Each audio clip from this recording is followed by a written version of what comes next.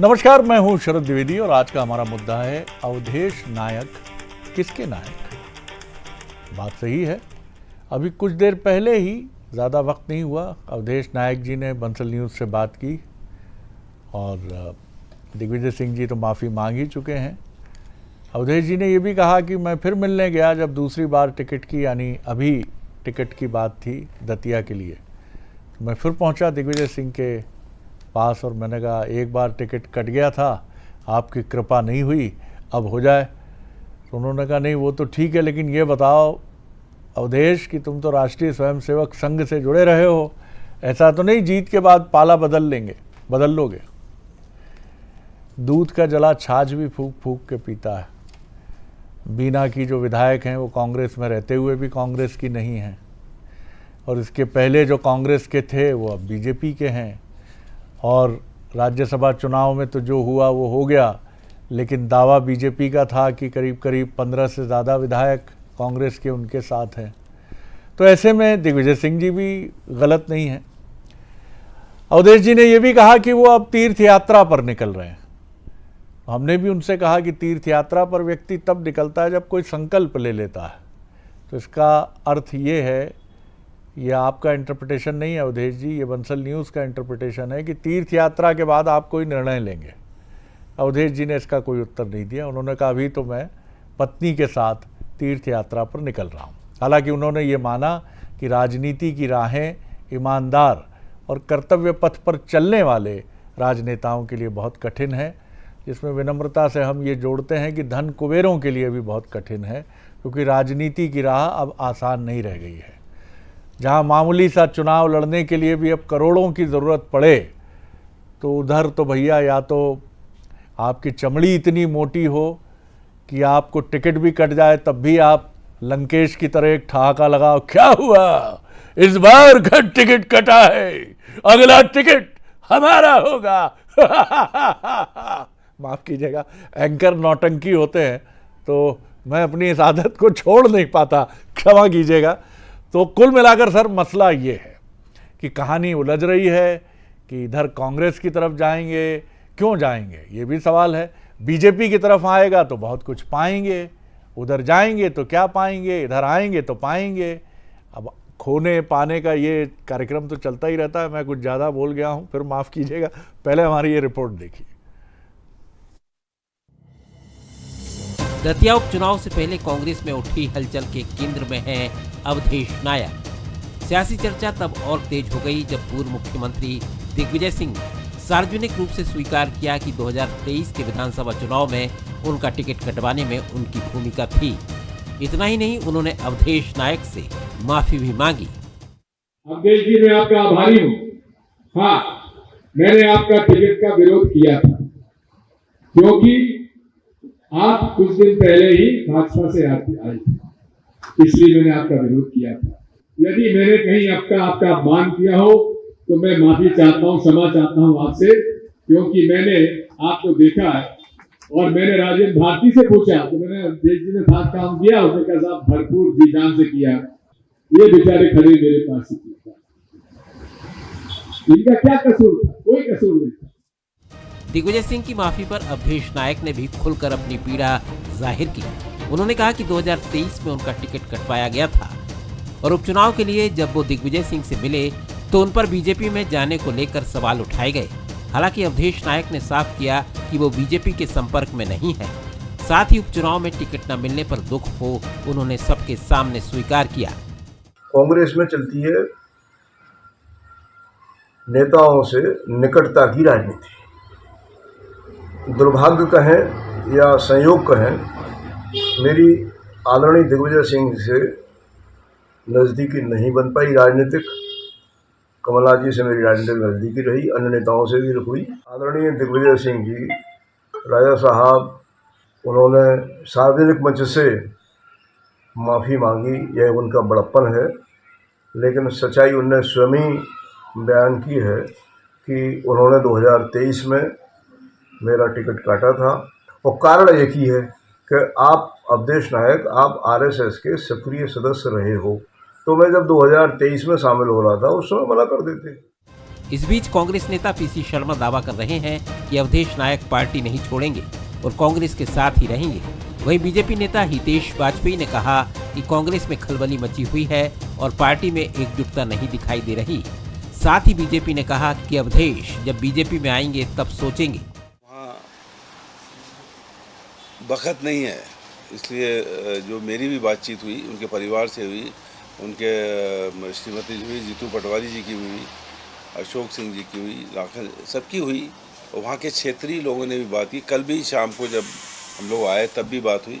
मुझे तो ये लगता है कि वो एक बहुत ही सुलझे हुए राजनीतिज्ञ हैं।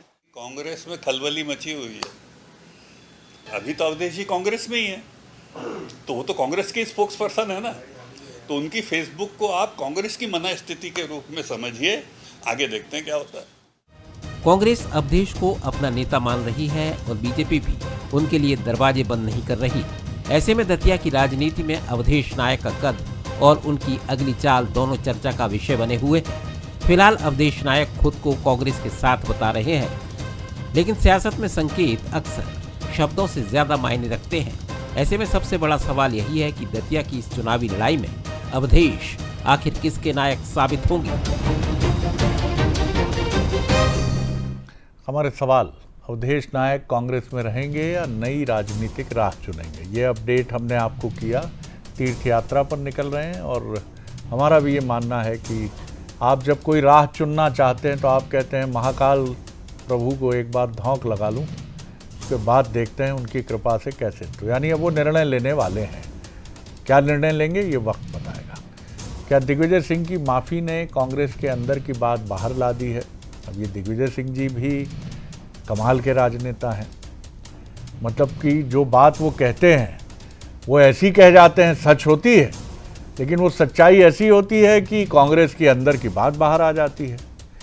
क्या अवधेश नायक का रुख उपचुनाव के नतीजों को प्रभावित करेगा, ये भी बड़ा सवाल है। अगर क्या पूरे 30 जुलाई तक वो तीर्थ यात्रा पर रहेंगे तो इसका क्या असर होगा, भी देखना दिलचस्प होगा। जो मेहमान हमारे साथ हैं उनसे मिलिए। स्टूडियो में मेरे साथ हैं राहुल राज, युवा नेता हैं, कांग्रेस के स्पोक्स पर्सन हैं। बहुत स्वागत है राहुल जी। धैर्यवर्धन शर्मा जी हैं, प्रवक्ता हैं भारतीय जनता पार्टी के, युवा नेता हैं, उनका बहुत स्वागत है। दिनेश गुप्ता जी हैं, मध्य प्रदेश के वरिष्ठतम पत्रकारों में से एक, और अपनी अभिव्यक्ति को लेकर बहुत साफ और स्पष्ट, उनका हम बहुत स्वागत करते हैं। दिनेश जी, कैसे देखते हैं आप अवधेश नायक जी, जैसा हमने कहा कि तीर्थ यात्रा पर निकल रहे हैं, किसी संकल्प को लेकर ही निकल रहे होंगे, ऐसा हमने भी अनुमान लगाया। कैसे देखते हैं आप, और उनकी तमाम बातें क्या ये बता रही हैं कि अब कांग्रेस से विदाई की पटकथा वो लिख चुके हैं, या आप कुछ और देख रहे हैं इसमें? देखिए, जो महत्वाकांक्षा होती है शरद जी, कई बार वो जो है इंसान को बड़ा परेशान करती है। अवधेश नायक जी भारतीय जनता पार्टी छोड़कर कांग्रेस में आए क्यों थे, किस उद्देश्य से आए थे? तो उनका मूल दल है, आरएसएस के बैकग्राउंड से आते हैं। तो उन्हें ऐसा क्या हुआ कि भारतीय जनता पार्टी जैसे अनुशासित संगठन को छोड़ने की ज़रूरत पड़ी? तो कहीं ना कहीं महत्वाकांक्षा होगी। कांग्रेस में उन्हें संभावना दिख रही होगी कि भारतीय जनता पार्टी में जब तक नरोत्तम मिश्रा जी हैं तब तक उन्हें कोई शायद दतिया में जगह ना मिले, इसलिए वो गए होंगे। लेकिन कांग्रेस का जो सोच है वो जो है अब बदल चुका है बहुत सारी चीज़ों में। यदि वो दिग्विजय सिंह जी इस बात का खुलासा कर रहे हैं कि उन्होंने इसलिए टिकट नहीं दिया क्योंकि वो भाजपा और आरएसएस की पृष्ठभूमि से आते हैं, तो एक नई राजनीति का वो बता रहे हैं कि साहब हम सारे लोगों को अब संदेह की दृष्टि से देखते हैं, जो कांग्रेस के लिए बेहद खतरनाक है। यदि आप इस तरह लोगों को संदेह की दृष्टि से देखेंगे तो फिर आपके साथ टिकेगा कौन, आप पर कौन भरोसा करेगा? ये भी एक सवाल है, क्योंकि वो नायक जी जब छोड़कर आए, आपने उन्हें वादा किया, तो उस वक्त शायद आपको अंदाज़ा नहीं रहा होगा कि ये 23 की बात फिर 26 में आ जाएगी। तो वो जो है उनका कमिटमेंट फिर टूट गया। अब दतिया की जो सियासत है, जो कैंडिडेट हैं, वो क्या दिग्विजय सिंह के कैंडिडेट हैं? यदि दिग्विजय सिंह के कैंडिडेट हैं तो क्या वो उनको बचा रहे हैं या उनको नुकसान पहुंचा रहे हैं इस तरह की बात करके? तो वो बहुत सारी चीज़ें इसमें, लेकिन जो मूल विषय नायक जी का है, तो मुझे लगता है वो अपनी महत्वाकांक्षा के कारण वो कहीं ना कहीं उनको बेचैनी होगी, इसलिए तीर्थ से अच्छी जगह कोई नहीं होती। आपने बड़ी महत्वपूर्ण बात की दिनेश जी। देखिए, ये भी बड़ी आयरनी है कि राष्ट्रीय स्वयंसेवक संघ, जिसके लिए पितृत्व या मातृत्व जैसी भूमिका में होता है, वो बीजेपी कांग्रेस से आए लोगों को स्वीकार कर रही है। और कांग्रेस के एक वरिष्ठतम नेता कह रहे हैं कि आपकी आरएसएस की पृष्ठभूमि है, और ये वो कांग्रेस कह रही है जो खुले मन की पार्टी का दावा करती है, आंदोलन की पार्टी का दावा करती है, जो भी आता है वही दिल में समा जाता है, न जाने कितने दरियाओं का प्यासा है समंदर मेरा। बताइए, बीजेपी ने अपना लिया, कांग्रेस कह रही है आपके आरएसएस की पृष्ठभूमि हमें खटकती है। धैर्यवर्धन जी, आप किस तरह देखते हैं और पूरे समीकरण को, दतिया के भी, अवधेश नायक जी को भी और दिग्विजय सिंह जी को? अवधेश नायक जी विशुद्ध तौर पर जेंटलमैन हैं, विनम्र व्यक्ति हैं, व्यवहारिक व्यक्ति हैं, भावुक व्यक्ति हैं, पर इस समय उनकी अवस्था घड़ी के पेंडुलम जैसी हो रही है। थोड़ा इधर जाते हैं, थोड़ा इधर आते हैं, मनस्थिति अभी उनकी स्थिर नहीं है। और मुझे लग रहा है दिग्विजय सिंह जी को देख कर और वो विचलित हो रहे हैं। और इस पर भी उन्होंने, दिग्विजय सिंह जी ने हो सकता है उम्र के नाते कोई पश्चाताप की मुद्रा में साफ गोई अपनाई हो जी, पर अवधेश जी के तो घाव हरे हो गए, जनता को भी पता लग गया। तो अब भविष्य राजनीतिक व्यक्तियों के लिए हर पल अग्नि परीक्षाएं होती हैं, उनको समझ नहीं आ रहा है। और मुझे इस समय उनका स्टेटस मालूम नहीं, उनके मन में झुकाव कहाँ दिखे, पर कभी कभी ऐसी अवस्था में, ऐसे भंवर में फंसा हुआ पॉलिटिशियन ये सोचता है कि इधर कुआं और उधर खाई, पर हैं हमारे भाई। अगर वो आना चाहें भारतीय जनता पार्टी में, संघ के पुराने स्वयंसेवक हैं, युवा मोर्चा के हमारे साथी हैं, और अवधेश भाई साहब हमारे सीनियर रहे हैं, तो पर्टिकुलर उनके लिए मैं ये कहूँगा कि वो अपना शेष जीवन यदि भारतीय जनता पार्टी में अपने परिवार में वापसी करें तो बहुत सारे लोग हैं जो उनका स्वागत करेंगे। पर यह निर्णय वहाँ के प्रत्याशी, वहाँ के नेताओं को और भारतीय जनता पार्टी की प्रदेश इकाई को मिलकर के करना है। मैंने तो केवल उनकी मनस्थिति पर अपनी बात रखी है। जी, ये बात आपने ठीक कही है, और ये भी एक बड़ा सवाल है कि आखिर व्यक्ति जाए तो जाए कहाँ? पेंडुलम की घड़ी की तरह वो झूल रहा है। और 2028 के पहले अगर माने हम कि बीजेपी में कुछ ऐसे नेता हैं जो कांग्रेस का रुख कर सकते हैं, तो वो क्या करेंगे? दिग्विजय सिंह का ये स्टेटमेंट एक बड़ा लैंडमार्क स्टेटमेंट बनकर उन तमाम लोगों के मन में गूंजता रहेगा। राहुल जी, आप कैसे देखते हैं तमाम चीज़ों को, और दिग्विजय सिंह जी का इतना खुलापन क्या कांग्रेस अफोर्ड कर सकती है?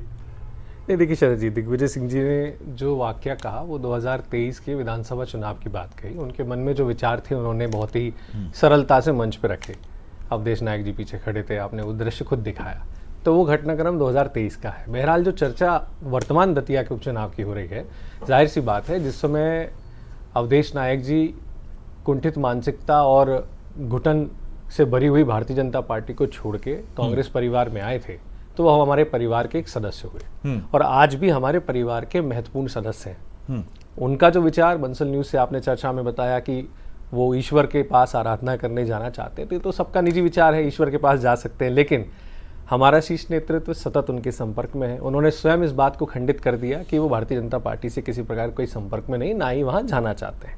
जाहिर सी बात है, जिस भारतीय जनता पार्टी में उनके स्वयं के कर्मठ कार्यकर्ता नरोत्तम मिश्रा को मंच से रोना पड़े, जिनके कारण सड़कों पे संग्राम हो, जिनके कारण जो ऑपरेशन लोटस में आगे, जो खुद एक ज्वाइनिंग कमेटी बनाते हैं, कांग्रेस के कचरे को इकट्ठा करते हैं, निगम, मंडल, सांसद, विधायक, राज्यसभा सब देते हैं, उन्हें भारतीय जनता पार्टी अपनी पार्टी में भूले बिसरे गीतों का बंडल बना देती।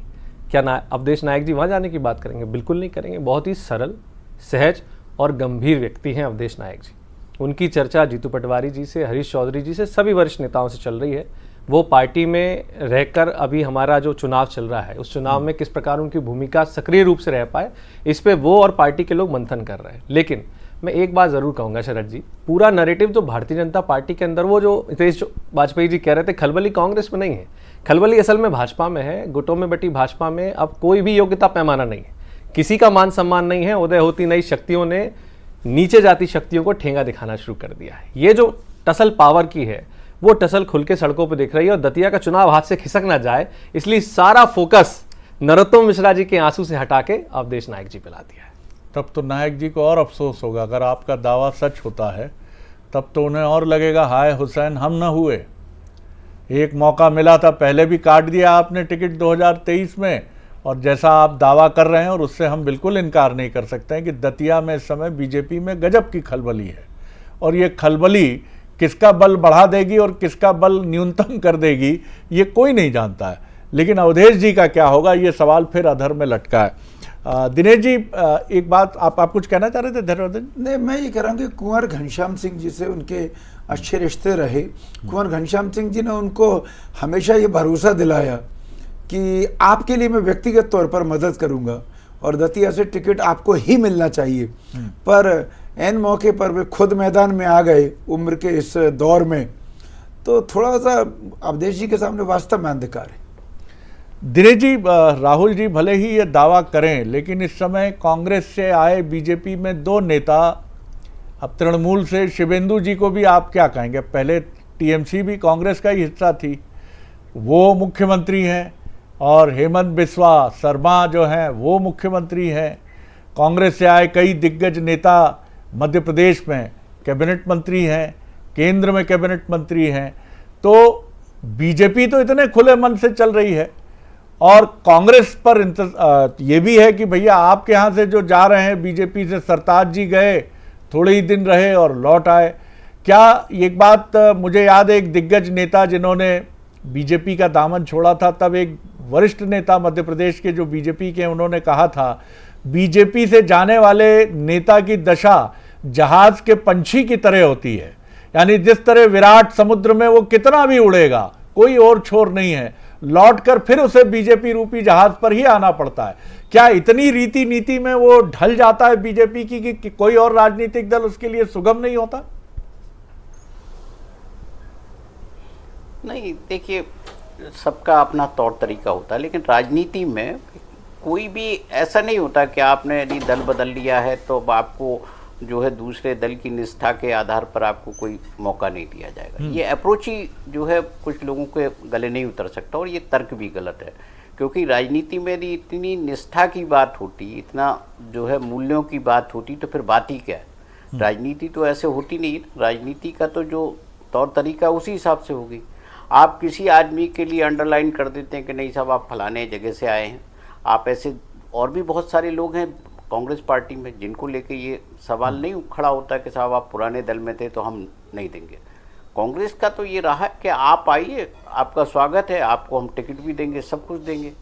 लेकिन ये जो राजनीति है, ये नए तरह की सोच जो कांग्रेस में देखने को मिल रही है, वो निश्चित तौर पर राष्ट्रव्यापी तो इसका कोई वो है नहीं कोई कि राष्ट्रीय स्तर पर कोई फैसला लिया हो। ये स्थानीय स्तर पर किस तरह का क्या हुआ, अब नायक जी की भूमिका ही कांग्रेस पार्टी तय नहीं कर पाई। यदि हमने टिकट नहीं दिया तो वो इस चुनाव में उनकी भूमिका क्या होगी, उनका उपयोग पार्टी किस तरह से करना चाहती, क्या उपयोग भी नहीं करना चाहती, या उनको लग रहा है कि वो प्रचार में जाएंगे तो सैबोटाज करेंगे।